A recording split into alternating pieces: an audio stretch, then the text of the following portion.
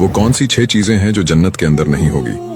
Number 1, जन्नत के अंदर मौत नहीं होगी। नंबर 2, जन्नत के अंदर किसी को नींद नहीं आएगी। नंबर 3, जन्नत में कोई किसी से हसद नहीं करेगा। नंबर 4, जन्नत में कोई बेतुल खला नहीं जाएगा, यानी कि जो कुछ भी इंसान खाएगा वो अपने आप हजम हो जाएगा। नंबर 5, जन्नत में किसी को दाढ़ी नहीं आएगी। नंबर 6, जन्नत में कोई बूढ़ा नहीं होगा। जन्नत में हर एक इंसान जवान रहेगा।